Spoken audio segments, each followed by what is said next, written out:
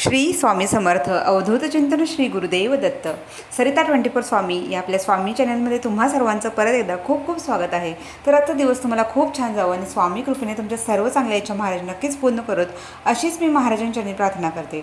तर आज महत्त्वाचं सांगायचे आणि एक कळकळीची विनंती तुम्हा सर्वांना आहे की ईशान हा जो आपला एक छोटा मुलगा आहे तो 12 ते 13 वर्षांचा आहे. त्याचं पूर्ण नाव आहे ईशांत सतीश कोटकर.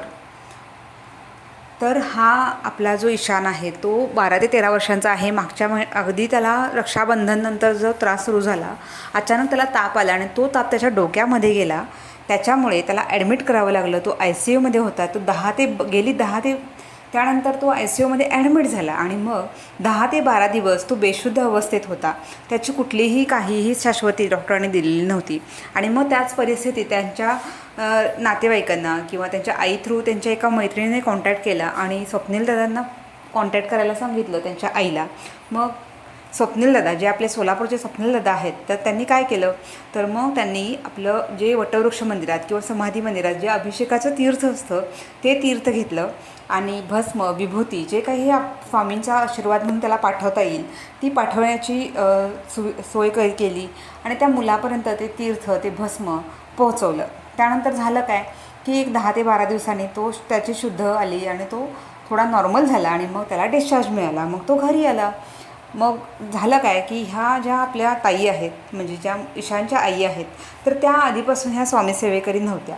पण जसं त्यांच्या मैत्रिणींनी त्यांचा मुलगा जो ॲडमिट होता तेव्हा कॉन्टॅक्ट केला आणि सांगितलं की तू स्वामींचं जप कर, स्वामींचा धावा कर, स्वामी नक्कीच तुझ्या मुलाच्या मदतीला धावून येतील आणि तुझ्या मुलाला लवकरात लवकर बरं करतील, असं जेव्हा त्या ताईंनी सजेस्ट केलं तेव्हा त्यांच्या घरी मूर्ती होती, पण इतकी पंचोपचार पूजा किंवा नामस्मरण ह्या गोष्टी त्या ताईंकडून व्हायच्या नाहीत.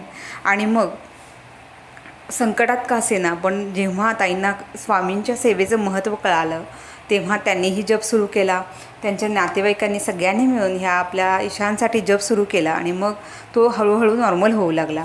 मग जेव्हा आई त्याला घरात विषय चालू झाला की बाळा तू स्वामींच्या नामस्मरणाने तू लवकर बरा झालास, तुझी अवस्था अशी होती, हे होतं, हे जेव्हा त्यांनी सांगितलं, स्वामींचे फोटो वगैरे दाखवले त्याला, तेव्हा तो म्हणाला, अगं आई, हे जे स्वामी आजोबा आहेत ना, तर हे हॉस्पिटलमध्ये मला रोज रात्री भेटायला यायचे आणि मी त्यांच्याशी बोलायचो, त्यांच्याशी गप्पा मारायचो, त्यांच्याशी खेळायचो, असं काहीतरी त्या बडबडू लागला.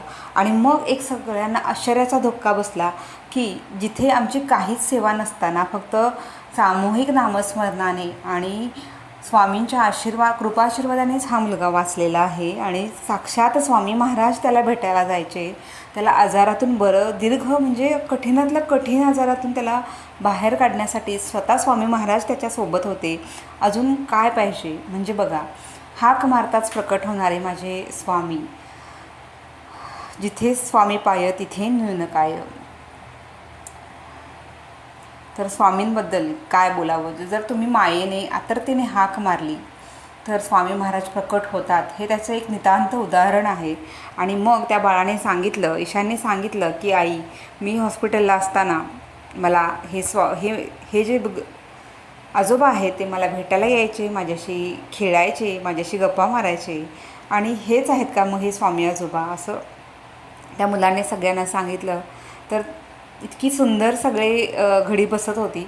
पण त्याला विकनेस तर होताच, पण जेव्हा परत एकदा डॉक्टरांनी चेकअपसाठी त्याला बोलवलं आणि सांगितलं की ह्याची सोनोग्राफी करावी लागेल आणि जर सोनोग्राफी नॉर्मल आली तरच मग ह्याचा धोका टळला असं म्हणता येईल, पण सोनोग्राफी केल्याशिवाय आम्ही काही सांगू शकत नाही असंही सांगितलं. तर आताही त्या बाळाचं सोनोग्राफी होणार आहे, तर ते रिपोर्ट नॉर्मल व्हावेत, तो मुलगा सुखरूप घरी यावा आणि लवकरात लवकर तो आधी जसा छान आरोग्यदायी होता तसाच तो छान राहू दे. स्वामी महाराजांचे कृपाशीर्वाद त्याला मिळतच होते. तसेच ह्या सगळ्या पूर्ण प्रवासामध्ये स्वप्नील दादाने तीर्थ पाठवलं, त्याच्यासाठी भस्म दिलं, विभूती पाठवली अक्कलकोटहून आणि मग ह्या मालाडच्या ताईंपर्यंत ते पोहोचली. आणि दुसरी गोष्ट अशी की आपल्या ज्या नाशिकच्या मावशी आहेत तर त्यांनीसुद्धा इतकी मदत केली. त्या आईला कॉन्टॅक्ट केला, स्वामी सेवेचं महत्त्व समजावून सांगितलं आणि तिला इतका धीर दिला की तुम्ही घाबरू नका, आपण सर्वजण मिळून आपल्या या ईशानसाठी नामस्मरण करू, स्वामी महाराज आपल्याला कधीही रिते हाती सोडणार नाहीत अशी त्या आईला त्यांनी थोडंसं म्हणतो ना आपण विश्वास दिला, स्वामी सेवेची वाट दाखवली आणि मावशींनी तिला खूप सुंदर अशी एक साथ दिली, सपोर्ट दिला. तर मावशीची ही धडपड नेहमी चालू असते प्रत्येक स्वामी भक्तांसाठी, स्वामी सेवेकरांसाठी. कधी कधी म्हणतात ना, स्वतःचं दुःख बाजूला ठेवून ती सतत सगळ्यांसाठी, जसं आपला स्वप्नीलदादा दुसऱ्यांसाठी करत असतो तसंच मावशीसुद्धा दुसऱ्यांसाठी झटत असते. तिला जे यथाशक्ती यथाभक्ती जे जमेल किंवा कधी कधी आउट ऑफ द वे जाऊन ती मदत करत असते. तर मावशी, खरंच तुमच्यासारखे स्वामी सेवक आमच्या आयुष्यात आले हे आमचंही भाग्य म्हणावं लागेल. आणि स्वप्नीलदादा आणि आपल्या या मावशीला आणि ह्या आपल्या सर्व स्वामी कुटुंबाला खूप आशीर्वाद मिळत, स्वामी कृपा लाभो आणि अशीच आमच्याकडून जास्तीत जास्त स्वामी सेवा घडव अशीच मी महाराजांच्यानी प्रार्थना करते. आणि ईशानसाठी तुम्ही संकल्पित स्वामी समर्थांचा जप करा अशी मी तुम्हाला कळकळीची विनंती करते. आणि लवकरच तो बरा होऊन आपल्या सुखरूप घरी परत यावा अशीच मी महाराजांच्यानी परत एकदा प्रार्थना करते, मुजरा करते आणि महाराजांना विनंती करते. महाराज नक्कीच आताही त्या बाळासाठी धावून येतील अशीच एक आशा आहे.